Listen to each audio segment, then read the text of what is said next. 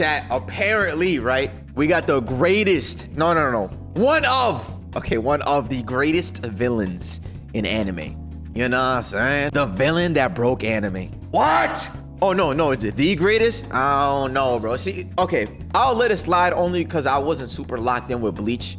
But I did hear it's one of, like, if we're talking about one, if we're power scaling the main 3 animes like Naruto, One Piece, and Bleach, I think Ichigo beats all of them. Right or wrong? Oh, hey, that's just me though. I don't know though. Also, Aizen, you want to know something cool that he did? He stopped the main character's music. Nobody has ever done that before. So boom, that kind of, I mean, yo, look, that kind of breaks. That's kind of breaking anime, low key. Yo, Stovey, thinking for the resubber, brother. But yeah, that's about it. That's really all I know. Anyways, we're gonna check it out. We're gonna see why and how he broke anime. How many characters can you truly say broke anime? Not just iconic, not just powerful. I'm talking about characters so unforgettable. Madara is a good one. They rewrote the rules of the genre. You could probably count them on one hand. And today, I'm going to show you the one who did it best. Ooh. The man who shattered expectations, who hijacked the story of Bleach itself. Question though, okay, yes, Aizen, yes. But broke in the sense of like what, popularity? Maybe having moments where they broke the internet, therefore, I guess, branching out of the anime in a sense. Hold on, what was his definition of it again? That they rewrote the rules of the genre. You could rewrote the rules of the genre. Probably count them on one hand. And today, I'm going to show you the one who did it best. The man who shattered expectations, how'd that guy do it? Who hijacked the story of Bleach itself. This is how Sosuke Aizen broke anime and why we still haven't recovered. Of the 42 characters I've covered on my channel so far, I honestly believe that after research, this is the most interesting character I've come across and the most fun I've had making a video. This dude is so insane that he stops the main character's theme song with a finger. When you talk about a character breaking anime, I can't think of a single feat more deserving. But that's only the tip of the iceberg. There are no less than 4 more ways he's done so. And it's about time we get into what makes him so special. Something that sets Aizen apart from many villains is we don't know much about his past. Exactly. But here's the thing, we don't need to. He isn't shaped by tragedy, he's driven by philosophy. He looks at the world, rejects it, and chooses to rebel. You don't need a tragic backstory for that, you need conviction. With that said, his past still reveals important information. I think also what makes him a great villain, that he, obviously the way he was written is amazing, but also at the time, right, when we talk about the big 3 or whatever, the fact that the villain was technically in front of us the whole time and we didn't know, and then there's the big reveal. And then we start looking at, all the things he did and how he thinks, his philosophy and all that. I think that's what makes him great as well. It's not just the fact that how he was written, it was the fact that he was just always there in a sense. Still information. From an early age, he knew he was immensely powerful and he struggled to relate to others because no one was on his level. This led to tremendous loneliness, but that isolation didn't destroy him, it refined him. It gave him a worldview most couldn't understand. There's another way of looking at it. The world as it wasn't enough for him, so he wanted to reach higher. He wanted to do what no one before him, not even gods, had done, stand atop the heavens. This ideology isn't made up. It's actually rooted in real-life philosophy that comes by way of a man named Friedrich Nietzsche. I probably butchered that. In short, Nietzsche believed that how we view morality has been corrupted. Once upon a time, those who were strong, fearless, and ambitious were seen as good. But over time, the weak, out of resentment, flipped the script, calling their own weakness virtue and labeled strength evil. So Nietzsche— Yo, bro, this is probably the funniest thing I've ever read. I mean, we've seen the villain in Naruto from episode 1. Sakura been there from the start. I see. That's a good one, bro. That was actually a good one. But yeah, I see y'all talking about Madara. Madara is honestly one of the villains that I can speak on because I watched and read the manga. Well, I watched the anime and read the manga. So that's someone I could have a lot of, like, you know, takes on or whatever. But Aizen, I do have to learn about him for me to, like, actually say what I gotta say. But he broke anime, bro. I gotta see why. Now, my man's for real would be Madara. But it's all good, though. know what I'm saying? The weak, out of resentment, flipped the script, calling their own weakness virtue and labeled strength evil.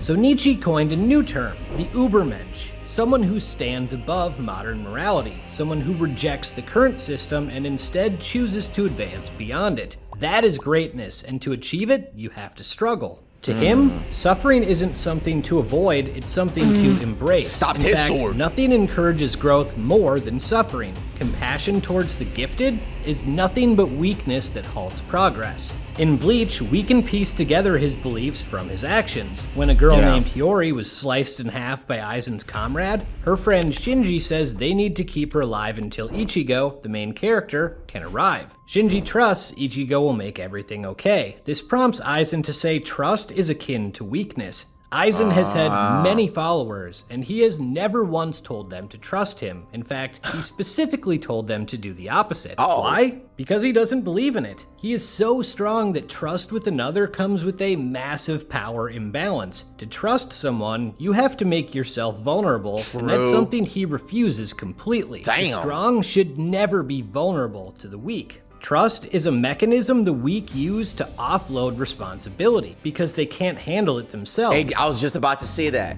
When you build trust with someone, you're technically, it's kind of like taking that main friendship wins route, right? Like, I believe in my friends, W Naruto. But I guess by him telling people not to trust him, he'd rather just do it himself rather than do it with other people. You know what I'm saying? So he wants to stand at the top of the heavens by himself. Because they can't handle it themselves. So they pass that burden to someone above them. That leads to kings, which leads to gods. A notion he wholly rejects. Aizen is the Übermensch. And we have many examples of him embodying this either directly or indirectly, and it's always to cause suffering to those with great talent. He manipulates Hitsugaya into impaling Momo, his childhood friend. One of his creations kills Miyako Shiba, traumatizing her husband Cayenne, whose own death scars Rukia. His actions toward Rangiku are the reason Ginichimaru becomes a Shinigami in the first place. He orchestrates Rukia's near execution in front of her friend Renji. In all of this, it's not even his most brutal example. He's just doing it for the love of the game. The message is clear. If you don't grow from suffering, you're not worth it. True, I was gonna say that too. Something that I see, like that he's constantly doing is, I guess, showing people pain and allowing them to like grow from it or something. He planned it all. W-man. So if he planned all that, he knew what was gonna come after it. Like the outcome of those things that he did, he knew the consequences of his actions. Hold on now. Chat, y'all not listening, bro. Y'all not listening. All of this, it's not even his most brutal example, which we'll get to. But the message is clear. If you don't grow from suffering, he was teaching them you're a not lesson. worth it. Honestly, the philosophical depth of his writing broke more than anime. It broke my brain. Much like Eren Yeager blew my mind as he showed the consequences of chasing absolute freedom, Aizen is the personification of unchecked ambition. The concept and its roots are compelling on their own, but the execution is on an entirely different level. His desire for greatness has led him to a specific goal. In his world, there are Shinigami, guardians of souls, and hollows, corrupted soul monsters. Aizen aims to transcend the boundaries between them, two opposing forces, and become something more. To do this, he works to create the Hogyoku, but creating it involves MK Ultra-like experimentation on unsuspecting victims. This philosophy goes against everything the Soul Society stands for. So that's why he's the villain. Rules are rules. Follow them, accept them, and don't ask questions. But who made those rules? For what purpose? And more importantly, if those rules were made by the weak, why should the strong obey? Aizen questions everything and accepts nothing. Naturally, he despises this system. So he hides. He masks his true nature from everyone, plotting from the shadows and exploiting everyone in the process. And the genius of it all? The audience is tricked too. Exactly. At first, the Soul Society appears. That's what I meant. See how he's always there, and then the reveal is like, hey, it was me that whole time, by the way.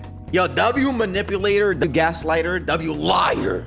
I'm saying, yes, he wanted people to get stronger so that he himself would grow even stronger. Yo, that's low-key, that's like the embodiment of Goku. You know what I'm saying? He would rather fight somebody who's stronger just so that he himself gets stronger and then has a good match. And then on to the next. See, that's why Goku's my man. Aizen who? I don't care. The audience is tricked too. At first, the Soul Society appears cruel. Only one man is questioning things, Aizen.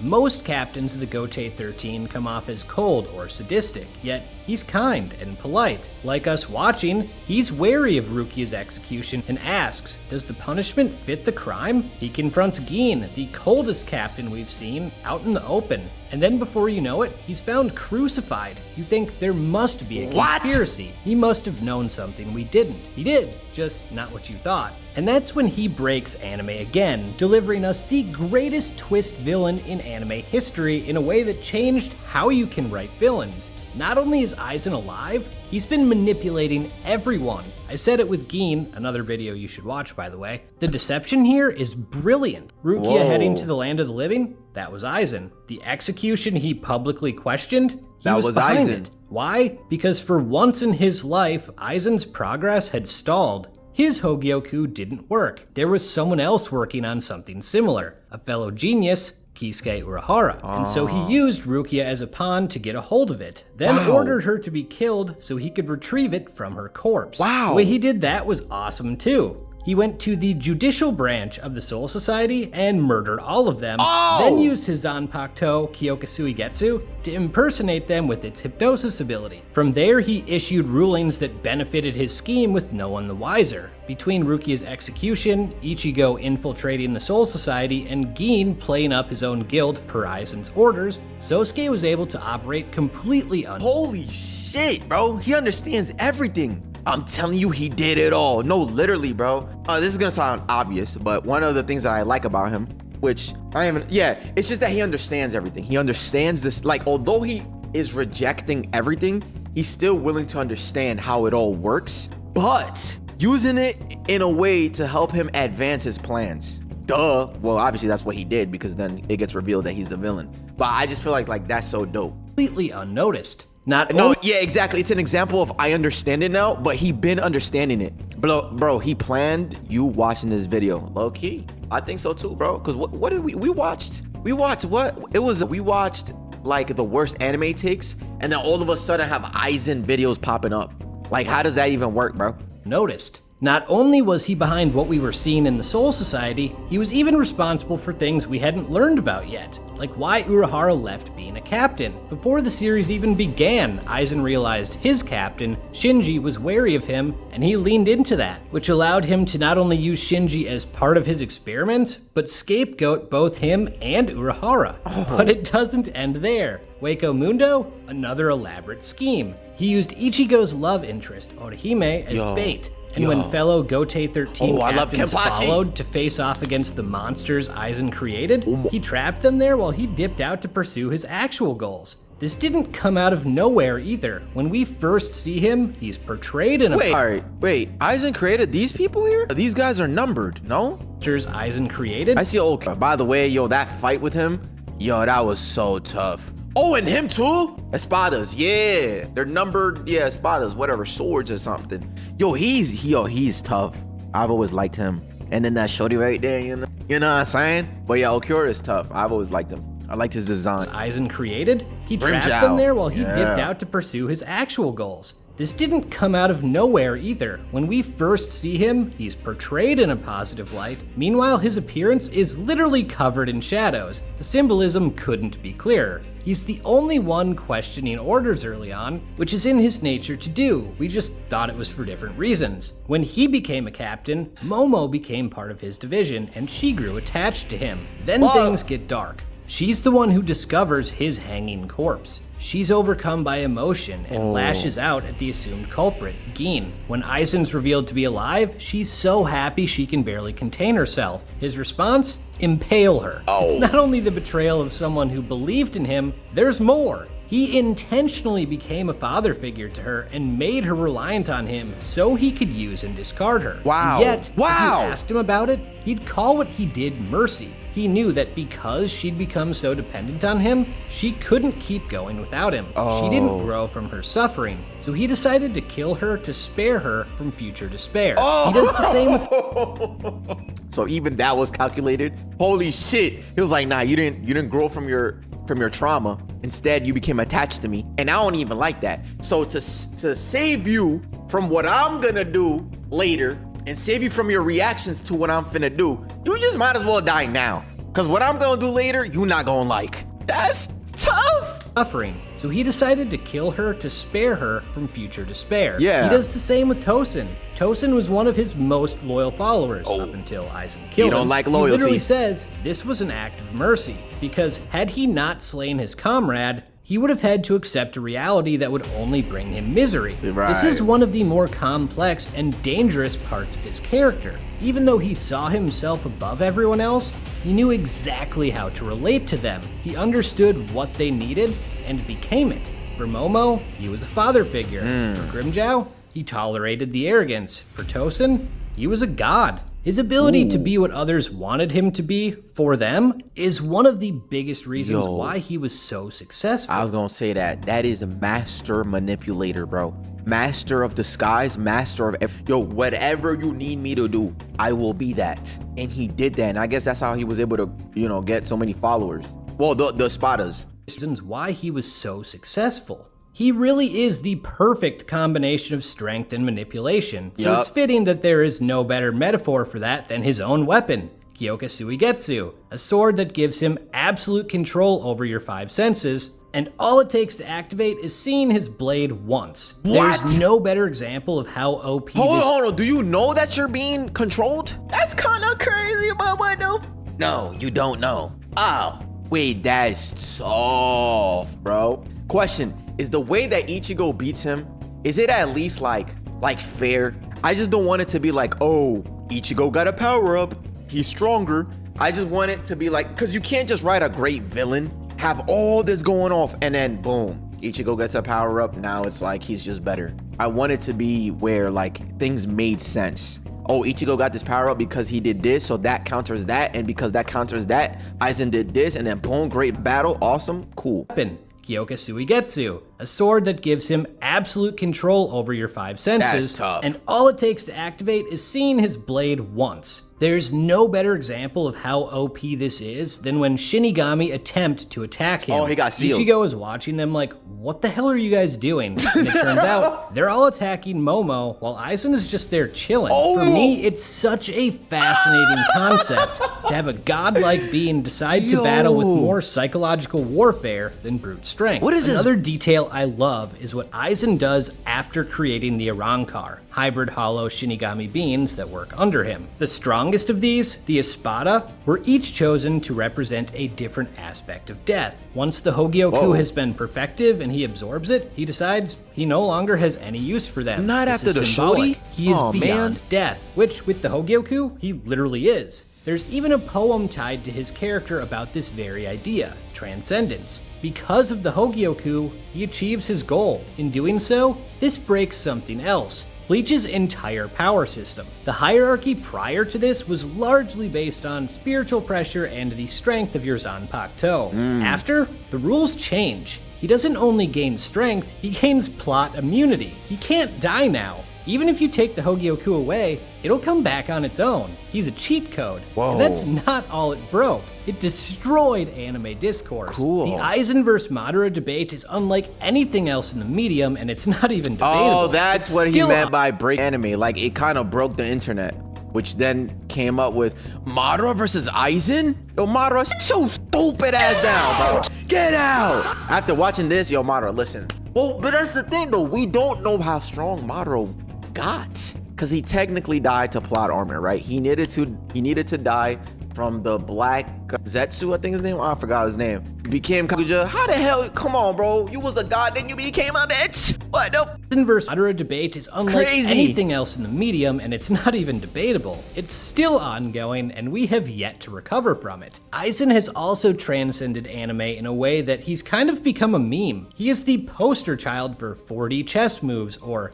you did that because I planned it from the start. Hell, I don't even know if we can rule out me rating this video as because he wanted me to. That expectation comes from this. This guy. Aizen, Bleach's big bad, planned out Ichigo's future from the start. He was there when Ichigo's parents met. They were a unique pairing, a Shinigami and a Quincy, sworn rivals, the latter of which contained a hollow inside her, and they ended up conceiving, so of course, Aizen took interest in their child. He set up obstacles to test him and forced him to grow. Exactly what we'd expect of someone with his mindset. However, I think there could be another reason. Damn, I wonder how he felt. Did Ichigo? Yeah, I mean, I'm pretty sure he'd find out eventually. But that's crazy. Like, I'm sitting there like, yeah, I'm gonna defeat you. And then Aizen talking about, well, technically you only got strong because I wanted you to get strong. See, I was there when your parents died. I was there when they was fucking to make you. I was there when you killed your first Shinigami. I was there. What? Bro planned this shit from the start. I would have been like, yo, are you dead ass? Like, I don't even know how to feel after that. He set up obstacles to test him. Imagine his plan took him like 100 years and Kisuke just took 3 days to seal him. Even Aizen power is from Kisuke, and when all the Soul Society versus Aizen, they didn't make scratch. But when he was just 1v1 him for 5 minutes, he made him to transform twice. I see. Kind of hard reading what you wrote, but I see what you're saying. Next time, don't write with your feet. But you're right. Test him and forced him to grow. Exactly what we'd expect of someone with his mindset. However, I think there could be another reason. Aizen wanted someone on his level. The only person who could compare to him was Urahara, and Aizen hated him. Ichigo was his chance at a true kindred spirit, or a means to an end. The only other people who could present problems for him before Ichigo arrived were Head Captain Yamamoto with his strength, and Urahara with his brilliance. He avoids the former and gets the latter exiled, and then has decades of free reign to continue his research. But Yamamoto will always present a problem, both literally and symbolically. So he creates a modified Arrancar specifically designed to deal with him. This plays a role in defeating Yamamoto, and the interaction is fascinating because unlike with Momo or Tosin, Aizen shows clear disdain here. Yamamoto Genryosai, to you, I will not say I will not kill you. You are the very history of the Soul Society itself, and as such, you alone will die by my sword. Damn. This man represents everything Aizen despises about the Soul Society. He is the old guard, the status quo itself, and it's why he cannot be spared. But the job isn't done. Yes, he's transcended, but remember the other thing he wanted? To stand atop the heavens. If he can create a portal by collecting enough souls, he will literally be able to step foot at the Palace of the Soul King, a godlike entity within the Bleach universe. If he gets there, his goal is complete. But would that be enough?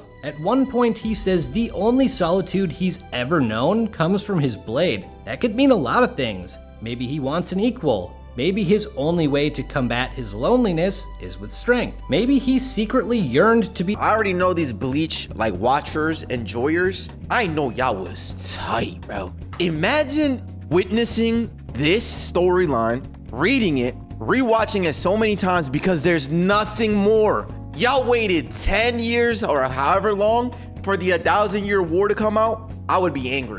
I'll be like, yo, are you serious, bro? Yo, come on. Like, nah, that's crazy. Like, this is actually really amazing. I would have been so mad waiting that whole time for something to come out. So if he does reach that final destination, what then? Will he be satisfied? That's what I want to know, Will it become a stepping stone to something greater? I don't know. These ambitions are what set him apart from most villains. He's not reacting to the main character. It's the opposite. Ichigo is reacting to him. He's the only one capable of stopping Aizen, so inevitably they clash. But Aizen doesn't hate or resent him. He doesn't see Ichigo as anything other than potential. Honestly, you could say he's not even really fighting Ichigo. He's rejecting the Soul Society and those who partake in keeping the status quo intact while attempting to aim higher himself. This is made clear as he loses. It's the first time we see him show real anger. Yeah. Where is his anger directed? You'd expect it to be towards Ichigo, the man who defeated him. But no, it's toward Urahara, who sealed him, though that's not the reason why. And he chilling. Because Urahara, like Aizen, is capable of changing the system, but chooses not to.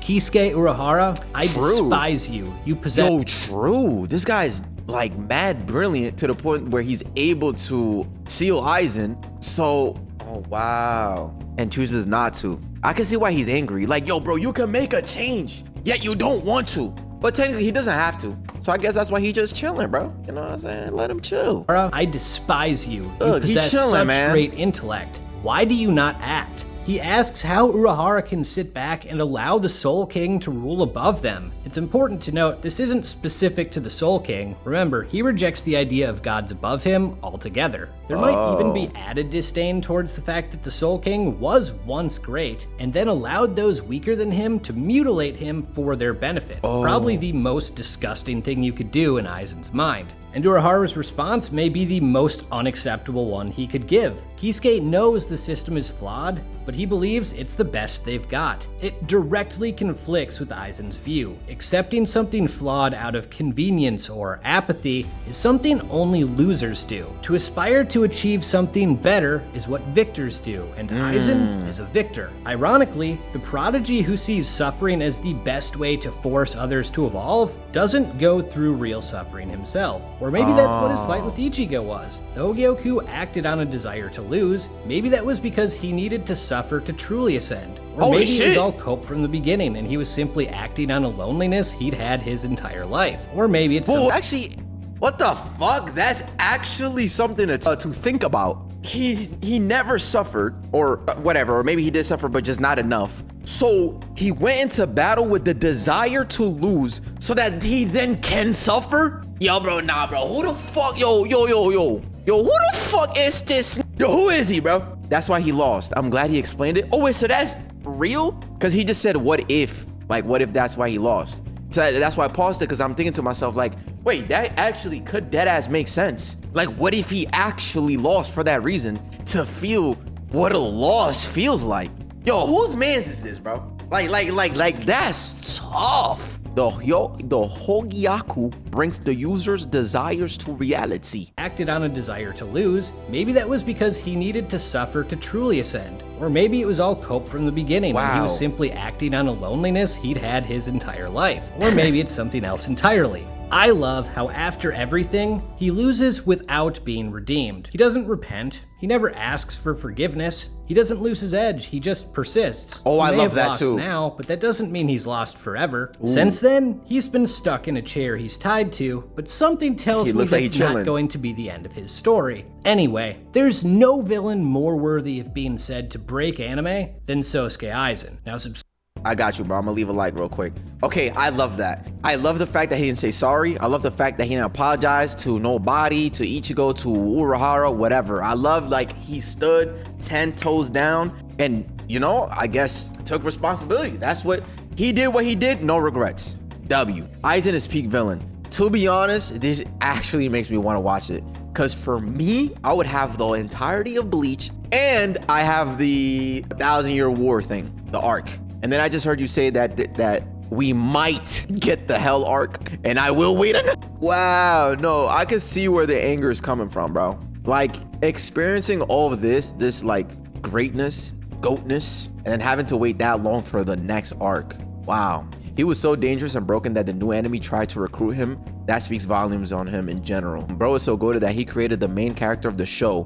Yo, yeah! And made him go through all the character development for target practice. Wait, that ass, bro. No, that's facts. That's literally what it is. Aizen's gaslighting was on a completely different level. Aizen doesn't need a story to describe him. The guy is the story because he makes the story in the first place. That's true, bro.